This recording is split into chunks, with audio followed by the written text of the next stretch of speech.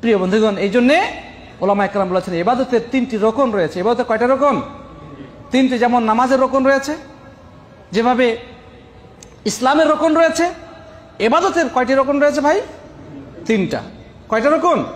মনে রাখবেন কথাগুলো। ইবাদতের রকম কয়টি? 3টি। 1 নম্বর হচ্ছে আল মাহাব্বাহ, ভালোবাসা। আল্লাহ সুবহানাহু ওয়া তাআলা ইবাদত করতে হবে, তাকে ভালোবেসে ইবাদত করতে হবে। মনে যদি ঘৃণা রেখে ইবাদত করা হয়, ওই ইবাদত আল্লাহর কাছে যাবে? জীবনে যাবে না। 2 নম্বর আর রাজা, আশা থাকতে হবে যে আমি ইবাদত করছি আল্লাহ সুবহানাহু ওয়া তাআলার সওয়াবের আশা করে, হয়তোবা তিনি কবুল করবেন, এই আশা রাখতে হবে। 3 নম্বর হচ্ছে আল খাউফ, মানে ভয়, মানে এই ভয়ও থাকতে হবে যে আল্লাহ সুবহানাহু ওয়া তাআলা হয়তোবা ইবাদত কবুল নাও করতে পারেন। আশাও থাকতে হবে, ভয়ও থাকতে হবে এবং ভালোবাসা থাকতে হবে। এই জন্য ওলামা একরাম বলেছেন ইবাদতের রকম হচ্ছে 3টি: আশা, ভালোবাসা, আশা এবং ভয়। ভালোবাসা, আশা এবং ভয়, এই 3টি হচ্ছে ইবাদতের রকম।